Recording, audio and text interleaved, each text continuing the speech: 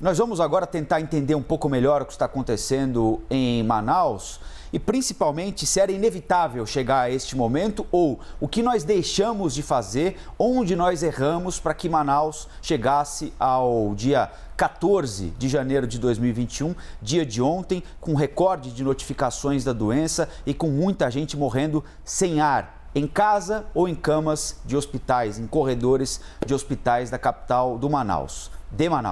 Do Amazonas. Nós vamos conversar agora com o epidemiologista Pedro Halal, que esteve em Manaus recentemente. Pedro, bom dia, obrigado pela entrevista aqui para a CNN. Eu gostaria que você começasse nos dizendo o seguinte: o que é que nós deveríamos ter feito para que o dia 14 de janeiro de 2021 não fosse a data trágica que passará para a nossa história? Bom dia, Muriel. Bom dia, Colombo. Basicamente, a gente deveria ter ouvido a ciência. O que aconteceu em Manaus é guiado por 3 fatores. O primeiro fator, a curva de Manaus, é um exemplo clássico de segunda onda. Aquele gráfico que vocês acabaram de mostrar é caracteristicamente a segunda onda. Teve uma primeira onda, subiu, desceu quase a zero e agora nós estamos numa segunda onda mais devastadora do que a primeira. Segunda razão, as aglomerações completamente descontroladas que tivemos a partir de dezembro e estão, como sempre, repercutindo 2 semanas depois. Terceiro motivo, realmente essa nova cepa.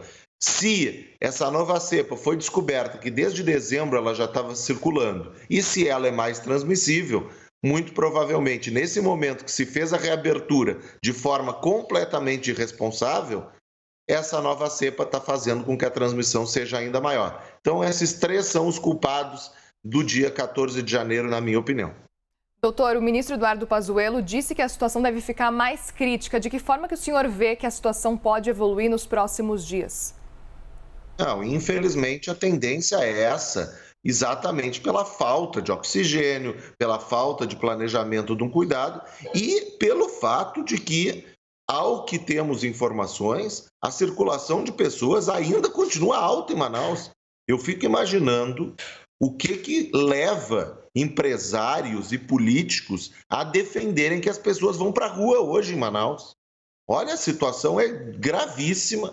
Eu recomendo a toda a população de Manaus que assiste a CNN que fique em casa durante os próximos 5 dias, o máximo de tempo possível. Do contrário, a tragédia será ainda maior. Eu sempre lembro, desculpa me alongar, que em maio, quando a gente começou o EpiCovid, o nosso projeto de pesquisa, 20% da população de Manaus já tinha sido infectada pelo vírus. De cada 5 pessoas que a gente testava, uma dava positivo. Nos outros lugares do Brasil, na maioria dos outros lugares, eu precisava testar 50, 90 pessoas para achar um positivo. Então, Manaus teve uma curva muito rápida naquela primeira onda, parecida com o caso de Nova York, Itália, Espanha, desceu quase a zero e agora está nessa segunda onda, que assim como em Nova York, assim como na Itália, assim como na Espanha, está sendo, infelizmente, mais devastadora do que a primeira. Agora, Pedro, a gente tem mostrado aqui constantemente no noticiário da CNN, a pandemia está piorando em praticamente todos os nossos estados, né? E onde não está piorando, não está melhorando, né? Há uma estabilidade no mínimo. Mas Manaus chama atenção, como chamou naquela primeira fase da pandemia e chama agora nessa segunda fase da pandemia. Por quais características, alguma característica específica transforma Manaus um ambiente, além das faltas de cumprimento das regras de distanciamento social, alguma característica específica de Manaus e do Amazonas contribuem para a proliferação mais rápida do coronavírus? Olha, essa é uma pergunta para a qual a gente não tem uma resposta definitiva. Mas lá na primeira onda, a questão da Zona Franca, dos voos diretos, que tinha conexão direta com a Itália, e a questão daqueles transportes de barco com muita aglomeração, contribuíram, nosso artigo mostra isso, para a maior disseminação do vírus.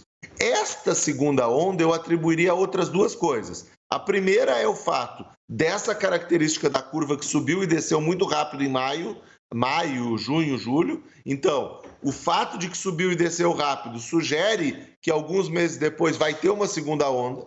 E a outra coisa que eu atribuiria, muito provavelmente, é a circulação dessa nova cepa.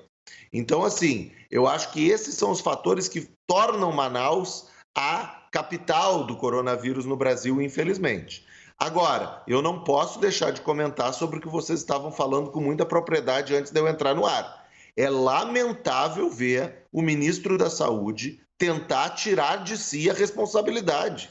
O Ministério da Saúde é responsável pela política de saúde no Brasil. O que se espera do ministro da Saúde agora é uma postura igual de um treinador de time de futebol. Olha, eu sou responsável pelo que está acontecendo, eu vou buscar soluções.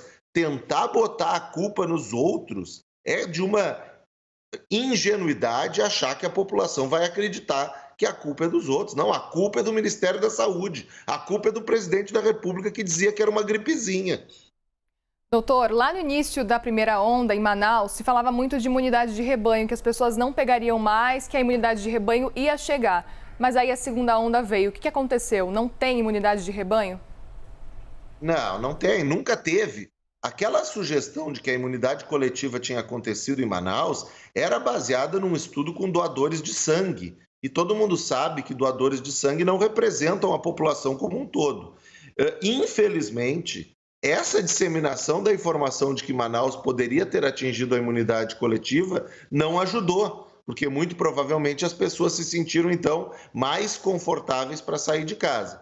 A questão de atingir a imunidade coletiva para a Covid sem vacina é uma falácia. Não vai acontecer nunca.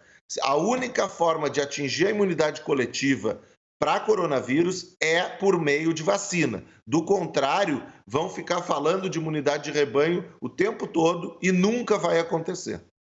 A gente conversou agora com Pedro Alau, epidemiologista da Universidade Federal de Pelotas, no Rio Grande do Sul. Doutor, muito obrigada pela participação aqui no Novo Dia. Eu que agradeço, muito obrigado.